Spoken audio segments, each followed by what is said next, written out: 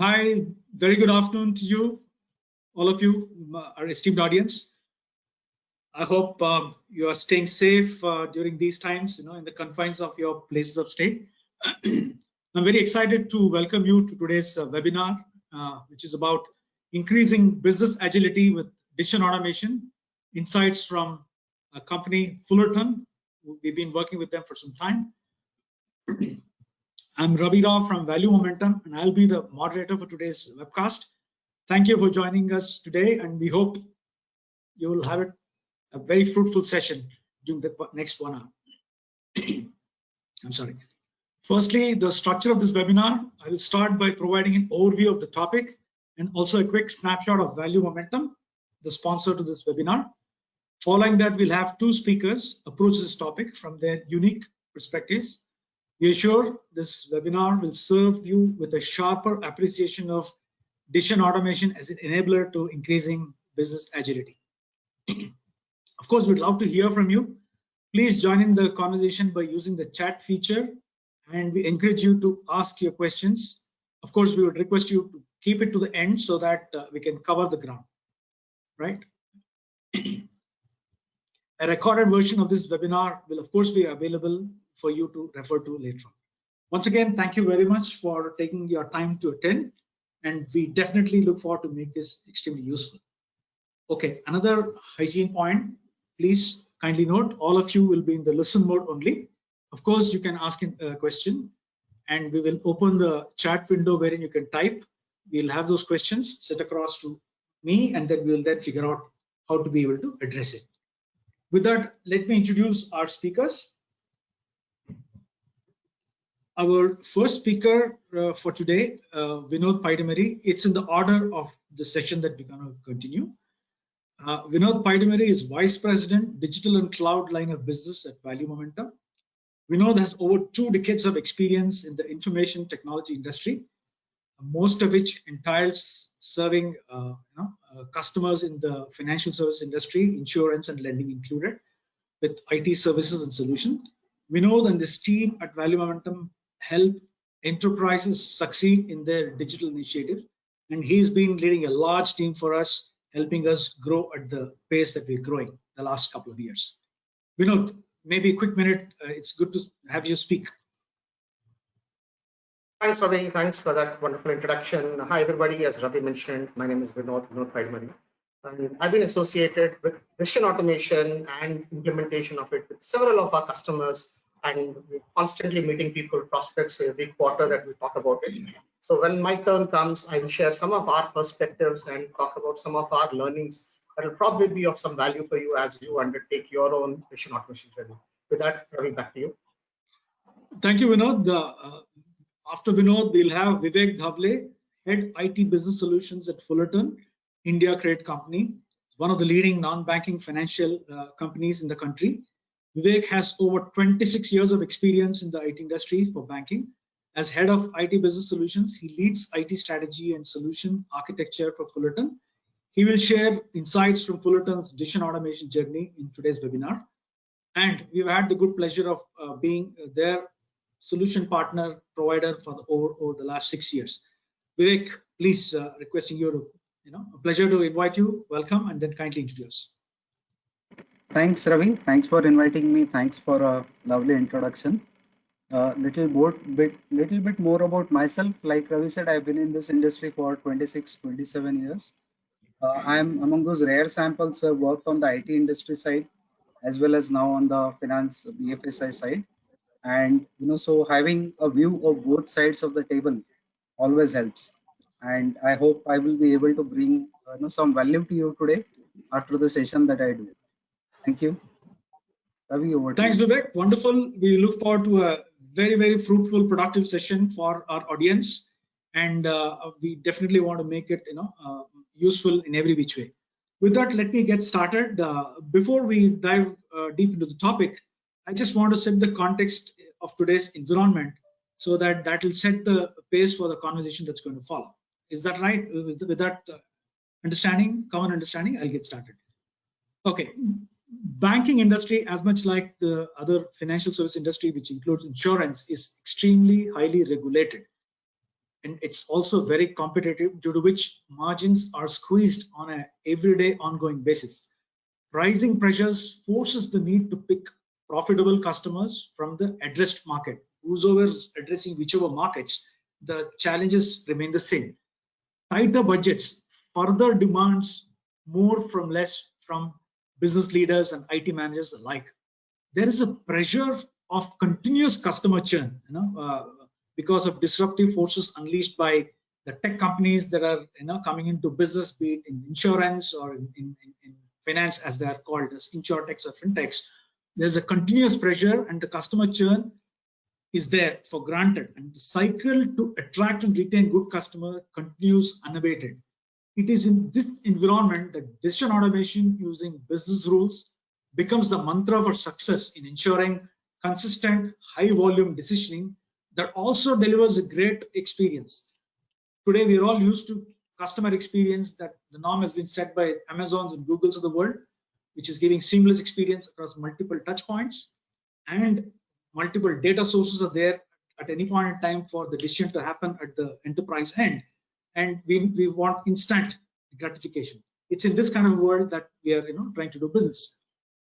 In this age and times, combining business processes with business rules is indeed the most enabling of systems infrastructure, business systems infrastructure, that businesses can provide to its employees to win and serve in a competitive, their customers in a competitive environment.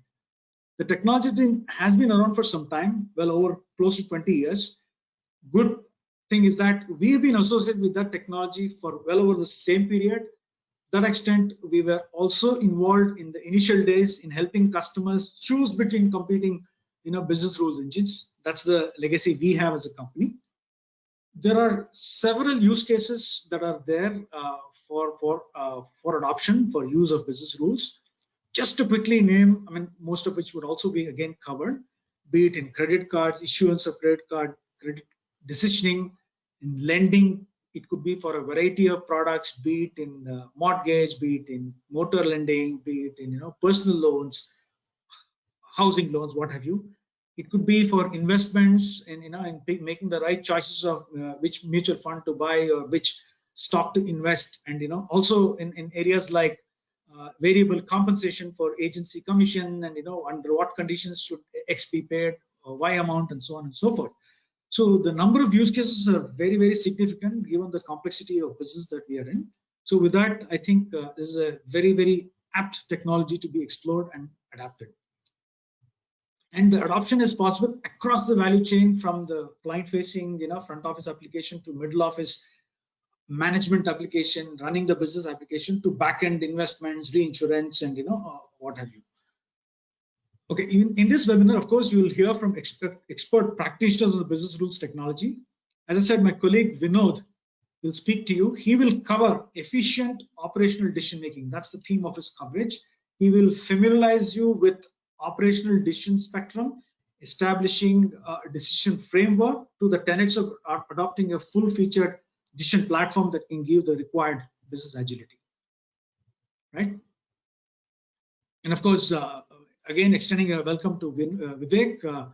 He will cover actionable insights from Fullerton India, one of, as I said, top non-banking financial companies, which implemented a leading business rules management system, BRMS, to improve the availability and scalability of its service offerings, leveraging FICO BRE, Ferazac company. Okay, that BRE is Business Rules Engine. Fullerton's streamlined operations, enhanced efficiencies, and accelerated response times to deliver a superior customer experience. In this webinar, you will learn about strategies to identify and gain control over high volume decisions, the role of Business Rules Engine in enabling data-driven decisions, and Fullerton's own journey in implementing an automated decision-making engine. With that, let me take the pleasure of quickly introducing our company, as I said, the host to this webinar.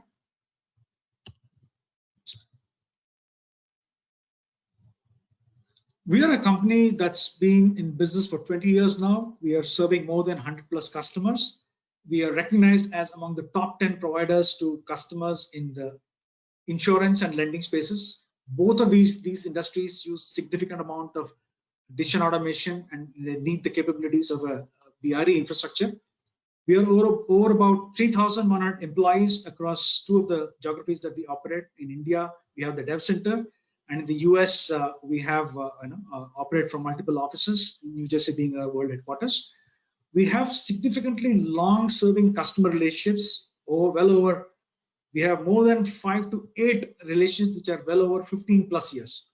We've been fortunate to have a significant CAGR of 23% growth ever since inception. The last 2 years, despite the fact that the technology changes have been unleashed in a big way, we have been able to adopt ourselves very nicely, and we have been able to, in fact, up the ante by growing at almost about 26%. We have 4 analysts covering our organization, be it Gartner, Celent, and Novarica and Strategy Meets Action. So what is in it for you? We are shaping the industry conversation, working alongside these analysts. We are understanding what are the requirements that are out there for businesses. In fact, what you see on the right side is, as a company, by virtue of what we've been able to do, we significantly interact on a structured basis with the customers that we serve, with the markets we serve. And we are continuously hearing about 2 things, and during these interactions, we make an effort to understand what are the key priorities that our customers are looking at. What we get to hear is, on top of their mind, what keeps them awake in the night, if I were to say, is what they keep worrying about, the strategic and operational priorities. The common thread that is going across both these is they are wanting to do an exceptional job of delivering a high quality product, and with democratization of data usage in delivering a great experience and using that information to win in the marketplace.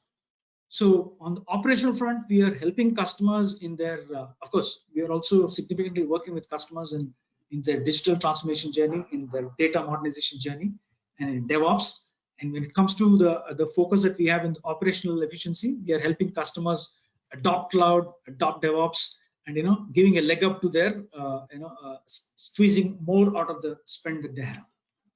So this is a quick background to us, ourselves as an organization. Quickly moving on.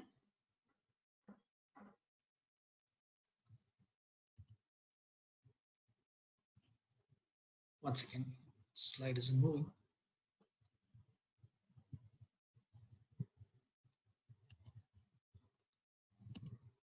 Sorry, please. Okay. What sets us apart from other companies is the industry specialization that we bring, and along with the deep understanding of functional processes of the industry we serve. We bring depth of the technology knowledge, building enabling partnerships, which helps in curating the needs of the customer. What's available in the market to what meets the customer requirements. And over and above everything else, our customer first approach has helped us endear ourselves to customers with long sticky relationship, which means we are able to engage with them at various stages of their growth and stay invested and be a part of the growth journey. Quickly, I will move on. We have experiences across. We are organized around LOBs, as I was mentioning. We have been serving retail banking and lending organizations, commercial banking and lending, the new age retail, online banking companies, specialized mortgage and home loan finance companies, in both geographies. We've been addressing the needs of core banking, and we've been in the recent times been actively part of several initiatives around data integration and several of these applications that span the normal functioning of a BFSI customer organization. Our key offerings include application development, application maintenance, digital and core modernization, briefly, which I've spoken about, data services, and integration, which is extremely critical in this day of digital transformation that companies are going. And most importantly, the path-breaking initiatives that we are bringing in terms of being able to reduce the time between development and crashing time of testing that's required. We are shifting the testing to the the earlier sides of times of the SDLC, because of which we are able to move things to production very quickly. With this quick background, I hand you over to you, Vinod. Second. Sorry. As a segue to getting into the session that Vinod's going to take, it's only appropriate that I share a quick slide on our own experience and expertise in this area. Kindly wait.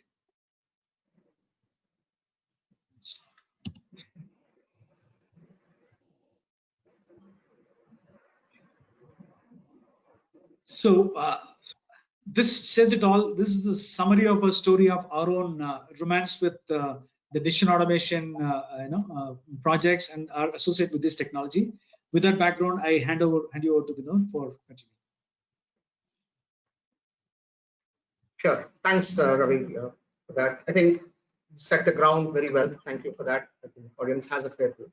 What I will do is continue from where Ravi left off. By now you've got a sense of the company and the kind of work that we've been doing in this particular space.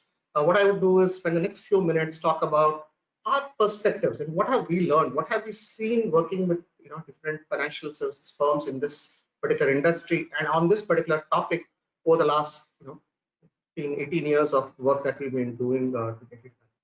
But before we go into the topic, let's understand what are we really talking about. I just want to put things into context because all of us have a different understanding when we talk about decisions, and especially when we put a prefix to decisions and call it operational decisions. So as we all know, when we talk about decision, the continuum of decision making that we do, it falls into various buckets. There are the strategic decisions that happen. There are these decisions that are more operational, which are more day-to-day, and somewhere in between, you also have all these tactical decisions that you take, which are something that changes with market conditions that you do. The impacts of these decisions are different, right? Some of the strategic decisions have a far more higher impact and a far more, the blast radius is much more bigger that we talk about, but they are not likely to happen multiple times a day. They're not likely to happen at that much more frequency. But at the other end of the spectrum are these operational decisions where we talk about taking these decisions several times a day, in fact, several times an hour that we happen, whether we talk about a particular application coming in and we have to make some decisions, whether it's a disbursement, whether it's an approval, whether it's eligibility, whether it's underwriting, all of these come into what we call as operational items. So today what we would do in the next few minutes, what I will do is focus on the second part of it, the bottom part of what you see here, which are all about the tactical and the operational decisions that we would go back. Now, when we talk about operational decisions, what is it that we need to think about? What is it that we need to plan for? Right? The holy grail, what we've always been trying to do is, how do we make these operational decisions repeatable, right? How do I make this consistent and repeatable, and thereby maybe making it automated so that I do not have to have much of human intervention, increase my overall STP, straight to processing that I could do, is really something that we've been trying to do, enterprises have been trying to do for a long time. But it's even more important today as we speak, in today's world, it becomes even more important because the reality of that all of us see and all of you face on a daily basis is that customer expectations have really gone through the roof. Customers are really spoiled for choice, and they are likely to do business with providers who actually give them that wow experience that we do. And one part of that wow experience is being responsive, is being alert and agile to their needs so that you can do it. And that's why you have to have repeatable and consistency in your decision making so that you can meet some of these expectations, and if possible, even surpass and go exceed those expectations, thereby helping your overall growth. We're also seeing that every industry is being disrupted with competition, whether competition in terms of symmetric competition, that means there are other like-minded firms, like-structured firms that are coming in to do it, or we're also seeing a lot of these asymmetric competitions. When we talk about asymmetric competitions, fintechs are a great example of that. Various kinds of companies that are competing with you, but they don't share your own business model. The models are different, but they're competing in the same area. So how do you work with them? How do you meet those expectations? Because they're really setting the bar in terms of agility when it comes to it. And all of you know the third leg of this particular stool that we're talking about is the market conditions. Regulatory conditions, market conditions, industry conditions, these change on a daily basis. So it's very important that we take all of this, and this is some of the reasons why we think operational decision making, operational decision automation is extremely, extremely key for enterprises today. While we talk about it, the three other parameters that are really, again, helping compound this particular problem are the volume of data that you get. As you try and expand, as you try and grow, you would see that the volume of decisions that you're taking goes up significantly, sometimes exponentially that you do. And you're also now talking about a variety of information. We are talking about a variety of data, you're talking about a variety of conditions. So not just the volume, but they're all going to be very unique situations that you're going to see. And the velocity is going to increase as well. These are some of the challenges that we see. These are some of the needs that you have that you will have to really meet in the market for us to succeed. But we also see on the other side of the fence, we see that the firms are struggling. They're struggling because they have their own challenges. We see that information that is needed to enable effective decision making is spread across multiple systems. Very, very siloed information that we would be able to get. And you probably have to jump from system A to system B, maybe process A to process B, that you're able to jump. So there is a lot of silos that are built into organizations, and decision making sometimes transcends these silos. And that is really the silos of preventing you from making effective decision making and thereby limiting your agility that you're looking at. We also see that manual interventions are needed. Information is really, not just documented, automated, but probably it is captured within the experience of the people who are working with it. It is within the hearts and minds of the people who are working on it, and it is not codified. So that's also a challenge that we see. And thereby, both of these combine into the biggest challenge, which is reuse, which is really something that you have to do if you hope to get consistency in your overall decision making. I think so. This is just setting the context of why decision making is important. It is also giving us some of the challenges that we have commonly seen organizations struggle with, or they're trying to work their way around in order to meet some of the expectations that we have. So what really is the way forward? How do you really tackle these issues and take forward? As a first step, as I'm presenting an approach, again, please keep in mind that this is one approach that we have seen work. We have seen this being very predictable. This is something that has given us, and thereby helping other enterprises deliver some very predictable outcomes out of what. So when we go down this particular rabbit hole, the first thing that we do is get a mental model of what decision landscape is all about.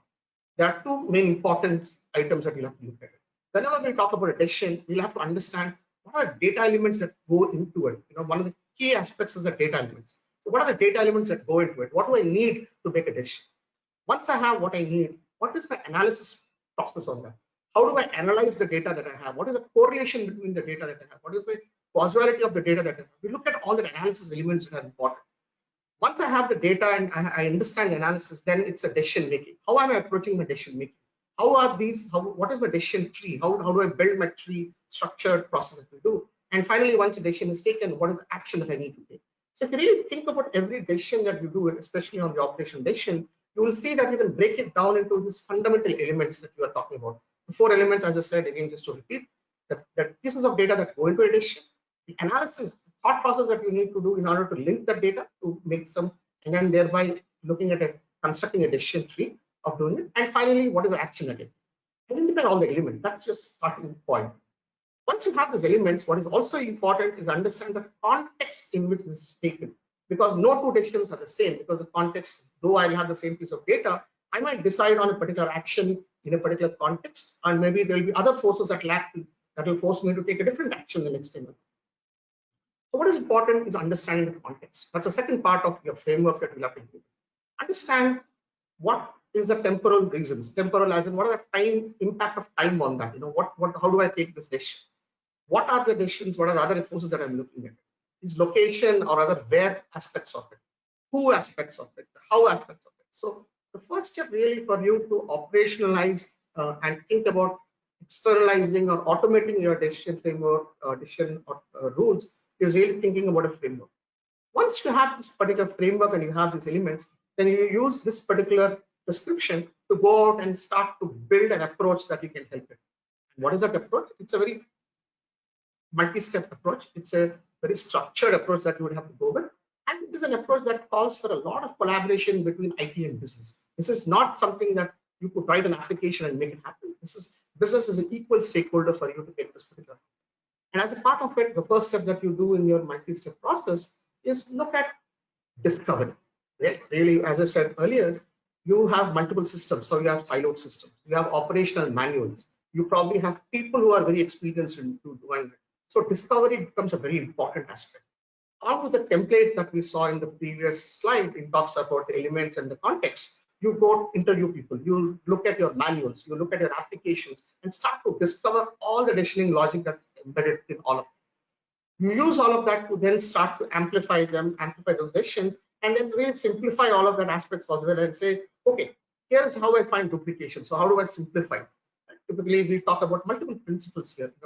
One of the things that you probably heard in the consulting context that we really believe in is that MECE concept, MECE, where we talk about rules being mutually exclusive but collectively exhaustive. That means together as a group, they're very exhaustive, that they cover all possible scenarios, but they don't overlap each other. That means they're mutually exclusive. So discovery, modeling these particular rules, testing those rules, simulation, that's the first step. So you discover all your rules, you follow them up through, you author it, you kind of transform them, author it. Once you have them authored and once you have them simulated, tested, and when your business is now becoming much more confident, this is where business takes the front seat. They start to execute this. They start to do this in a baby steps. You take this in a very short iterative cycle where you execute it, you test it for a particular piece of your business, see what is working with. You use techniques like Champion Challenger, you use various other techniques where you will execute and manage this. You would have findings, you will have impacts, some good impacts, maybe some not so good impacts. You take all those learnings and put them back into discover and author cycle. So that basically means the third part of it, which is going to be a continuous cycle, is how do you really put a process in place? How do you really think about putting this in such a way that decisions are constantly changing? Or you're giving it more information, you're providing more context so that the decision making can become more effective to make it. So really, there's a very structured way to do it. In fact, there are a lot more information that we can provide, but in the interest of time, at a very high level, start identifying a particular framework that will help you isolate all the elements of decision. Start with a framework that will give you a way to capture the context in which you need to take this particular thing, and then take a multi-phase approach where you start to use those templates to discover what you already have, author them on a particular platform, execute, manage them, look at your learnings, put them back into it, devise a learning cycle, devise a continuous improvement cycle, and take it back, and this process begins all over again. Really, the key here is iterative way. You really will not be able to start with a big bang approach, but I think it is best. And what we're really seeing that give you a much higher degree of success is if you take a small baby steps, start iterative, and then you will see that slowly over a period of time, your own decisioning journey is becoming more consistent. Your own decisioning journey is becoming more automated, and you will find that your own decision journey is becoming repeatable, so that you can now focus on just those exception scenarios and not have to worry about every single decision that has to be taken to look at. Now, obviously, when we talk about putting together such a framework, putting together a particular approach, it is really not effective. It is really not going to be impactful without an underlying technology piece to it. Right? What we spoke so far are the processes, the methodology, and the approach piece. But really, what will make this real and give you impact is really the platform that you look at. So look at any of the full-fledged platforms that are available. Look at any of the standard BRMS analytical modeling tools that are available. As Ravi mentioned in his opening remarks, we've been working with one such partner. We are partners with FICO, and I think what you see here is a representation of their particular framework. So you look at any of your standard platforms that will help you make decisioning, that would really have all these components. You would have a component for rules management. You would actually have a component that is a runtime engine that will execute. You also have components that will help you monitor and govern these systems into production, because at the end of the day, every enterprise has their own monitoring and governance mechanisms that you really look at. And also pieces how you can plug in external data and analytics that can happen on top of it, as well as talk to third-party providers, because sometimes you need a lot of external data to make a particular decision.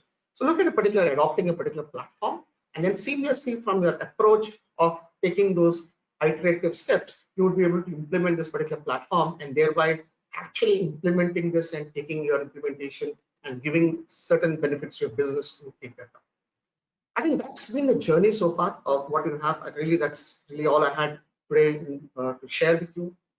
Just to summarize what I just spoke about, it is extremely important for you to think about how do you get consistency, how do you get repeatability, how do you get standardization across your entire decisioning landscape. And one way to do it is automating them, externalizing them, automating them. Start with the elements, put up a particular methodology that will help you take this step one by one and put it in a more incremental way, adopt a full-featured platform that will really help you give these benefits, and give that quicker time to action for your particular business. And I think you'll be very well set for your journey, and you will see the benefits that will accrue over a period. With that, I'd like to invite Vivek to take over. What you will hear from Vivek is really about how the process that we spoke, how did they do this? How did they go back? Sanjay, if you can go back to the intro slide for Vivek, please. So while Sanjay is bringing that up, so Vivek will now, I came from a practitioner's approach. I approach the subject by talking about what are the best practices, how do you go about doing it? But now what Vivek would probably help us understand is how did the specifics, what are the specifics that Fullerton did and how did they see benefits of that? With that, Vivek, please. Thank you. Thank you, Vinod. Welcome, Vivek. Yeah, thanks, thanks, Ravi. So I'll start with what BRE is all about, how we have implemented, what has been our journey while implementing BRE or through all these years. And the presentation necessarily goes through the standard technical and management jargons, so on and so forth. My attempt here would be to explain in plain and simple English or a layman's English on what BRE is all about, how we can use it, where we should find its place in the n number of systems that we have in our organization, right? So you can, while you read the slide, I'll try and explain in very, very layman's term what BRE is about. So I am currently at Fullerton, and Fullerton is an NBFC, currently more than 600 branches. We have around 30,000 crore AUM. That is the loan assets under management, the loans that we have given and are in the market. We have a number of systems, around 50-60 applications, of which BRE is one of those critical which has really helped us turn around things. It has helped business agility, and how how was the journey is what I'll try and explain through all this. At Fullerton, we have it is an NBFC, so all of it is lending business. PL, that is personal loan, is one of the biggest portfolio. So personal loan is typically, from a credit appraisal perspective, a simpler product compared to a housing loan or a loan against property, right? So where these were the places where it helped us build or use BRE and really improve our business agility. So where should a BRE find its place in the system, in the ecosystem of machines and applications that you have with you on your data center or on cloud?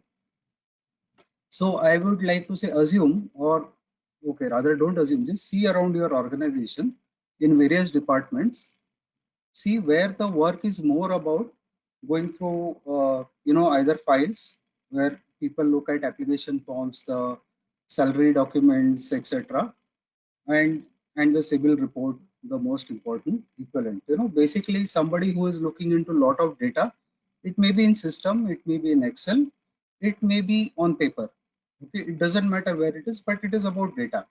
And the person is typically trying to look at the data and take a decision. And not only look at data, but look at data, try to correlate it with other parameters of the other set of data that he has, and then he takes a decision. So BRE is also exactly that. It is a system which will manage decision process or help decisions basis the data and the predefined logic or the rules, and basis that it will help you take a decision. And obviously, when it is about not one decision, not two, but maybe 10,000 in a day, then it has to be a precise decision making, very consistent decision making.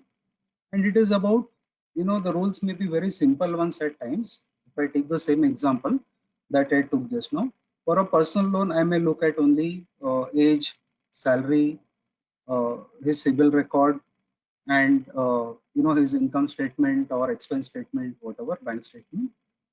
For housing loan, I may have 10 other documents which talks about property, what the value of the property is, how much loan he is taking, what percentage of the house value is the loan being taken, etc. So it may be complex.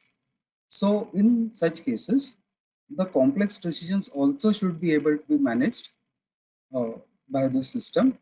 That is what BRE is all about. But why would or what should such a system do once I implement this? So I would suggest think the example that I gave. What does this person do with all this data, and how much time does it take? So then we will be able to rationalize and say, yes, if a person sits on a simple application like a PL, the shortest time would possibly be 15 minutes to 30 minutes. For complex cases like housing loans, etc., the process might take days, right? In some cases, when the documents or the builder related documentation is not complete, it may take days. So in such cases, automating the business decision, whatever it is, it may be simpler logic of simpler loans, unsecured loans, or it may be a complex logic of the complex products, given the nature of the business, is what it should do. Now, if we are going to implement a system, now all these rules, which typically the underwriter, the credit approval process is done by a person called underwriter. If he has in his mind, a number of rules, if age is shorter, maybe I can give him long tenure loans, so and so, etc. Those kind of decisions have to be programmed or coded using the rules. And if some of these rules are very, very standard, then you need to do the design, the architecture of this little simpler. With the new age BREs, you should think about how do I use some of the common parameters at a standard place with some front end, wherein the user himself can possibly go and change.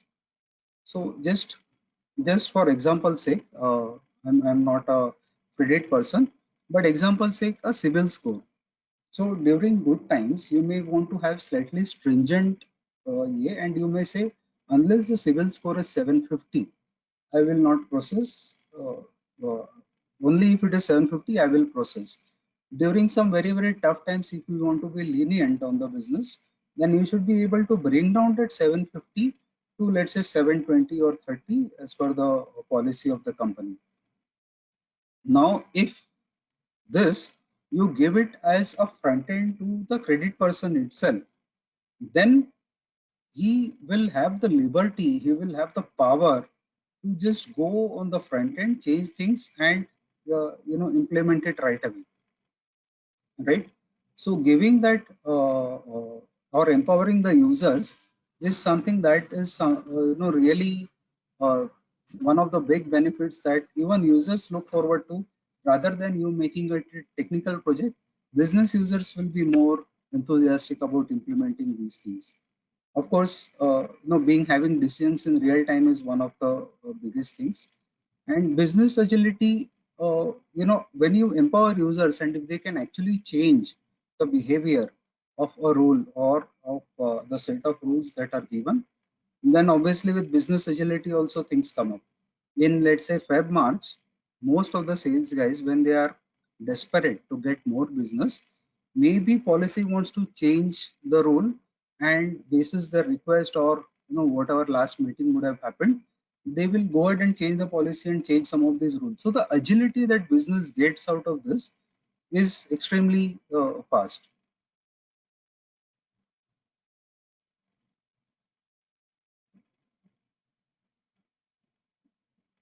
Uh, yeah. So these are some of the cases that I feel are the ones which are typical activities in the respective organization, where a person has to sit with data with a lot of Excels or system based parameters, and then he decides basis uh, those data and his analysis and the calculations in his mind that these are some of the good or these are the decisions that he takes. So these are the typical use cases which are uh, possibly a good use case for implementing a business rule engine. This is purely my view from whatever I could think of, whatever my experience on BRE has been. All these areas, my core business has always been banking and NBFCs. So the thing that I am talking or all the examples I've given you so far, and I will continue on the subsequent slides, will be around this lending credit approval process or underwriting in banking and NBFCs for loan approval. These are the examples that I am taking.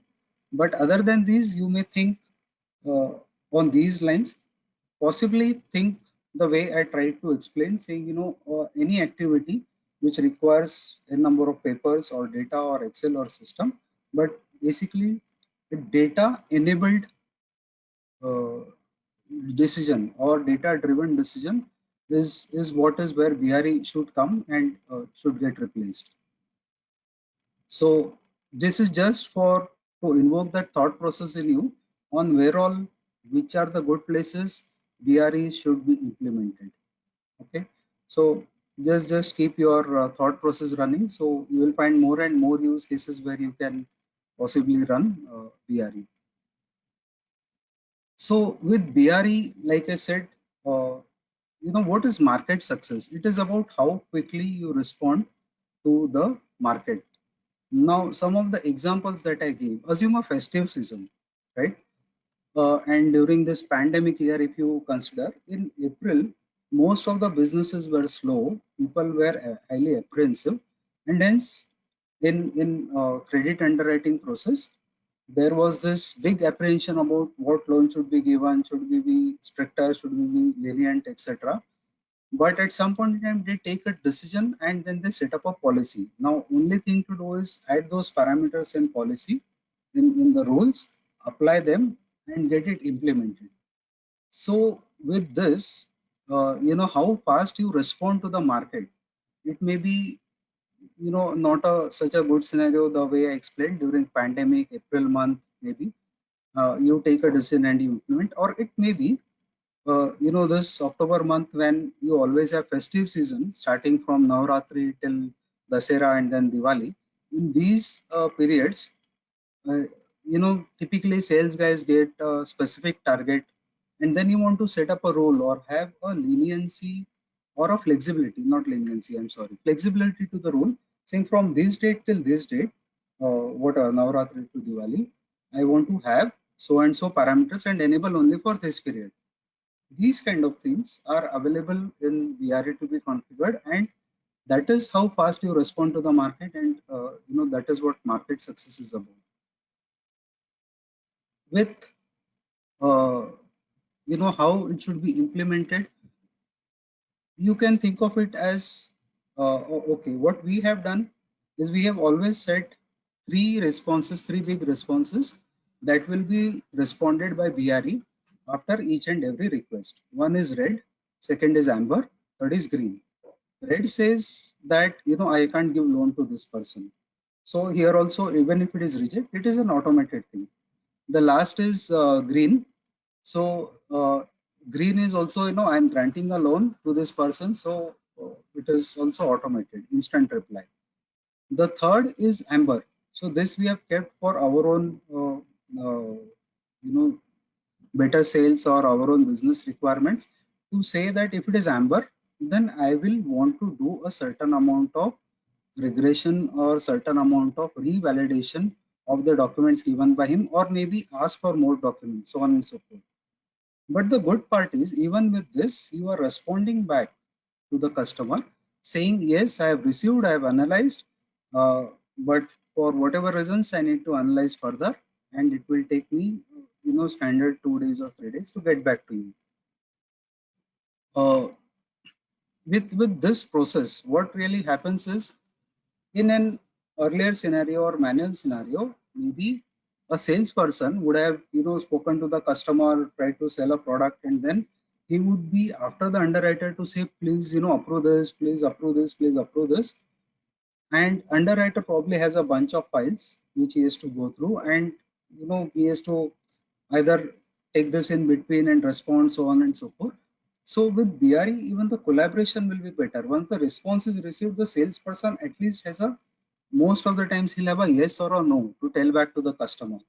So the collaboration between teams is also easy. If you design it well, then a BRE response, if it reaches the caller, which is the sales agent in this case, he can see almost an instant reply saying, yes, your loan can be granted. We are going to give you a loan, or maybe no, our policies don't allow you a loan. But definitely that is something, which is a good collaboration between the teams. The sales agent is satisfied, the credit person is satisfied. So at both the things, when there are lesser conflicts, employee satisfaction is higher. With BRE, like I said, in my first example, if this were to be a complete manual process, it would be anywhere between 30 minutes to 3 days. Now with BRE, and if you have configured the rules and if it's going to respond, then we all know with some technical things like API calls, etc., integrated with the loan origination system, will have a response time which is probably 3 seconds or 5 seconds. So the speed definitely increases. Only with this, you will be able to really scale, right? If tomorrow, for whatever reason, a business is growing, you decide to grow, you have multiple, percentage of improvement or number of loans being processed. If you have to go to deeper markets or tier 3, tier 4, tier 5 cities, villages, then all you need is speed, and speed will happen only if you are scalable. So obviously, uh, then some amount of technology stuff also comes in, that you have a BRE, sort of have multiple instances, have it in a active state, and scale up. So these things are possible. We have implemented this, so I can very confidently say that such configurations are possible. Scaling is possible. And tomorrow, if you want to make a digital app, or even with the sales agents, if the customer comes in the branch or sales agents visits him, comes and sits, and I've given my loan document, what happened to my loan? And as soon as the input is done, you tell him, yes, okay, your loan is granted, your account will be credited in so and so time. That is anyway the expectation. That is anyway where the world is going. So along with digital stuff, having a system like BRE, etc., helps you integrate all these pieces and have a full end-to-end seamless STP, straight through process journey, by which the replies to customer will also be instant. Hopefully the customer will be happy. Of course, if you say loan is rejected, he will not be, but at least he has got an instant reply. He has not made 10 trips to your branch and finally he has heard okay, or yes or no, either ways. So obviously, this agile mindset, not only in business but even for technology, the agile mindset helps. Just to give an example, some of you can question or argue saying, why do I need a BRE? I will tell my core banking system or my loan management system to build all these rules. Fair enough. There is nothing right or wrong in this world. If that serves you, you might as well do that. But like it or not, in most of the times, most of the places, any change that is further required into this will always need to do, some sort of requirement, give it to them. Then, this typical complexities of PO issuance, unless I have the purchase order, work will not start. I can start work only 7 days after I receive the PO, etc. Now, with that, the technical agility obviously takes a beating, right? And with BRE, if you have the rules which can be set, which can be changed, to some extent by the users, to some extent by your team, in-house team, or you have a partner, for example, like Value Momentum, who can help you work with BRE. Then with them, you change the rule and deploy it. Then, practically, which would have taken 7 days or maybe 15 days, can be done in a day or less than that. Then give it to the users for testing. They will test. after testing, then you deploy in production. So agile mindset comes into the play for users, for not customers, but for our own guys, for technical people. Uh, that is what BRE would always help you. So what we have done is we also have had our own mistakes and progresses or evolution learning that we have done, and over a period we evolved. So obviously the first thing when we wanted to change the manual stuff into automated, we also did the same thing like you heard, the example I gave. We built some of these things in the loan management system. So they have their own loan origination system, loan management system, where all these rules were built. And then we also faced similar sort of challenges with going back for changes, doing we have a slightly longish PO issuance time. So those challenges started coming in, and that is where slowly the mindset changed when we implemented a BRE. So at one point in time, we had only one loan management system which used to interact with one BRE. Over a period, for some products which were like overdraft products, we had a second loan management system, and for that we implemented a second BRE. Now we have LMS1, BRE1, LMS2, BRE2. But there are some products which are common across both the loan management systems. So something like a personal loan, or there is something called a GEL loan, growing enterprise loan, which are very similar. The product also is similar in two systems, and very similar kind of products as well are there. Both are unsecured. So n number of rules are common. So what happened is we had to sort of duplicate that effort of coding in BRE1 and BRE2. Now both the instances, so if there is a human error of a programmer of changing a rule only in one instance, not changing in second, then you will face the consequences once you hit in production that particular case, and then again you have to come back, go code yourself and change. So we evolved, we learned from our mistakes, and we said we will and it was part of the BRE upgrade. So we had implemented 4 years later, we had to upgrade the version. So we did the version upgrade.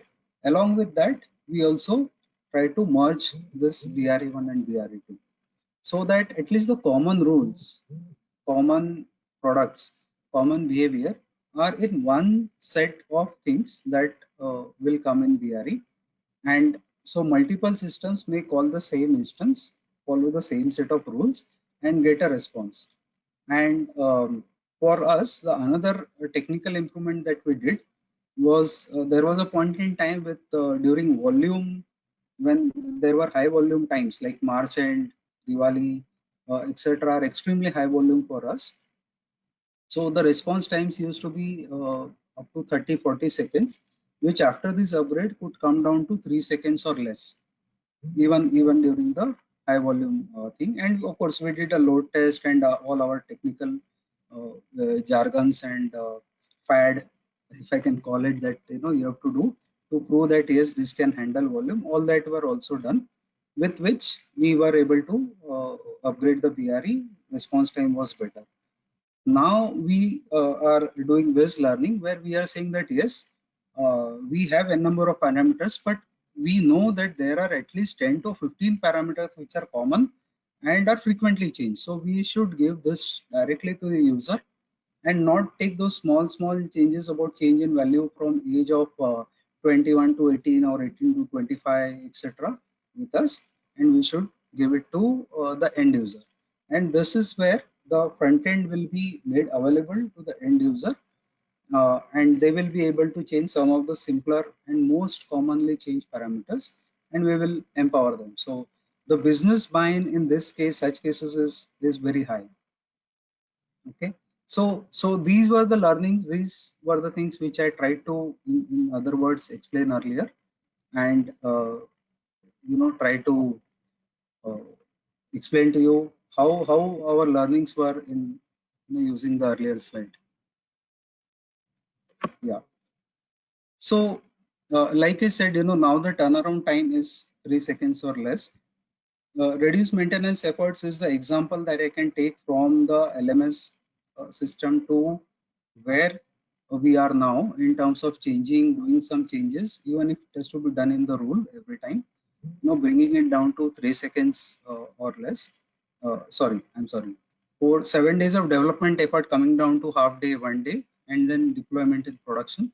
So the maintenance, the CR, the customization effort has gone down. Business agility, like I said, we are able to respond to festive season, to any economical up and down, any pandemic kind of situation, or any good response that we get from a particular market.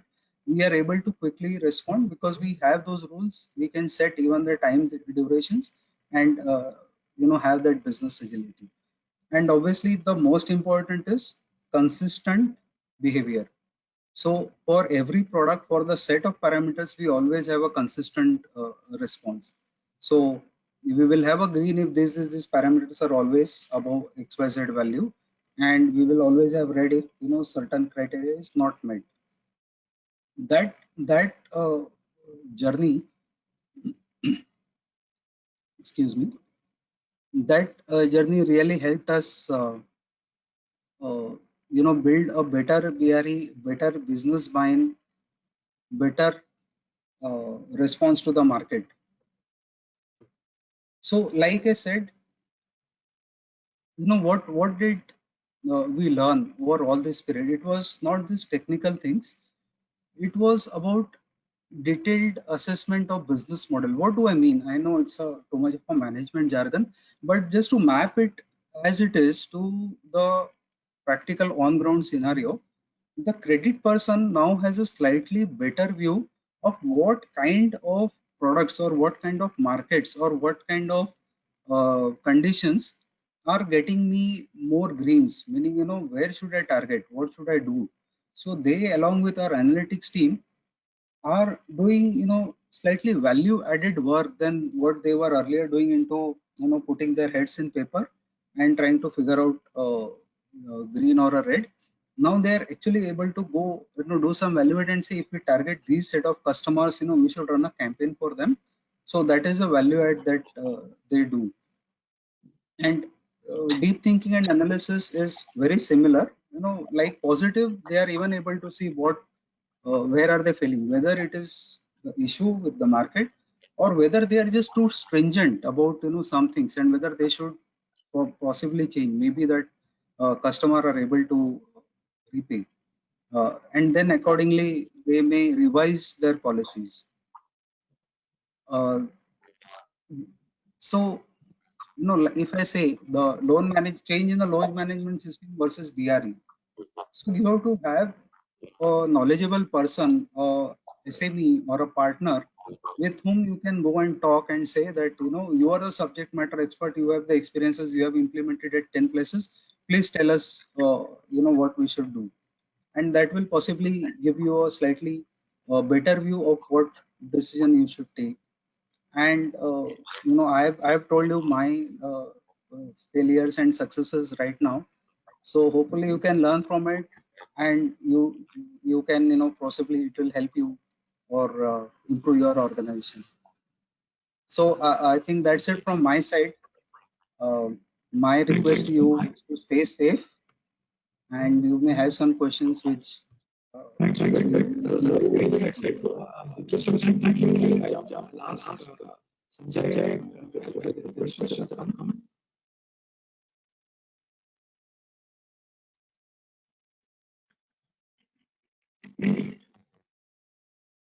Just a question myself.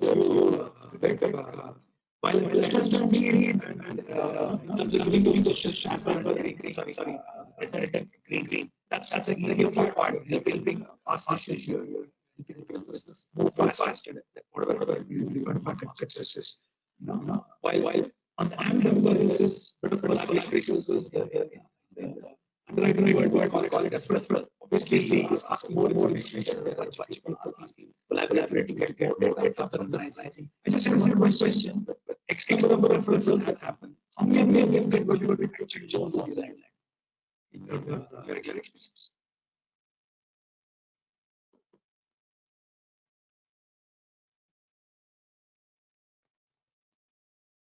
Can you hear me?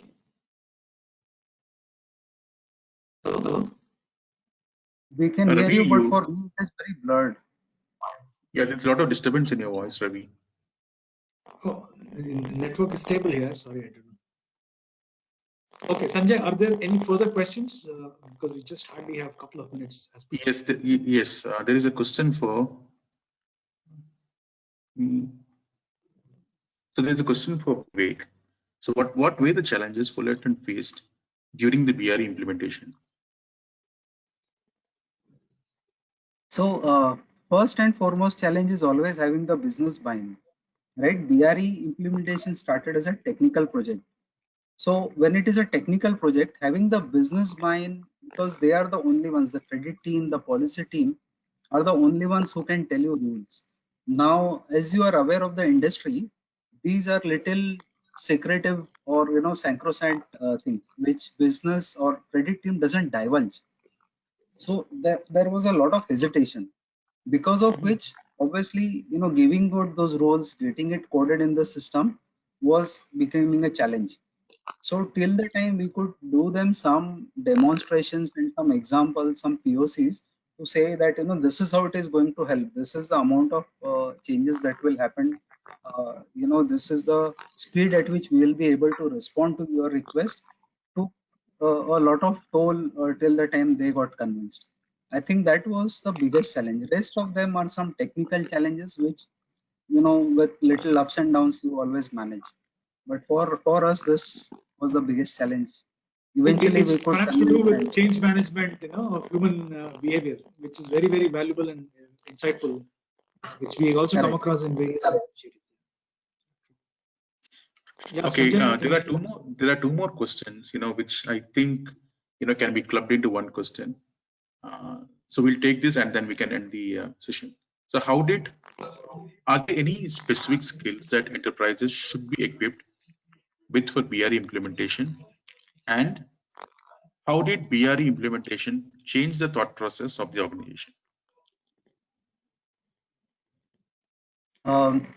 Yeah, okay. So I will answer the first question first. So there is no very big or specific skill sets that we required. We have a set of team. Some of them are in-house developers. So there is no difficult programming or coding that is required. So there was no very, very specific skill set. But what helped us over a period was a little functional bent of mind with the team that was handling. It helped us because when for credit and for rules, when somebody, even if he writes a BRD or some detailed note, understanding their business and translating it into a rule will be little easy if somebody understands that part. And then the coding again or programming, I feel the technical part is little simpler. If you have the person who understands a little bit of both functional as well as technical, I think that is a good skill set to have. And like I said, the POCs itself, okay, this is the answer to the second question. The POCs also, help us ingrain some confidence in our users to say that, yes, this is indeed good. But when they saw responses coming, in like 3 seconds or 30 seconds earlier, then that started giving them a confidence in, yes, we can now start thinking of a digital kind of interface, a straight through journey for some of the simpler products, etc., so that within 30 seconds or maybe let's say 1 minute, is the sales agent will be able to respond saying whether a case is granted or we are not granting. So obviously the benefit or the thought process started coming with, yes, we can go STP, we can do digital, we can do, online stuff, so on and so forth.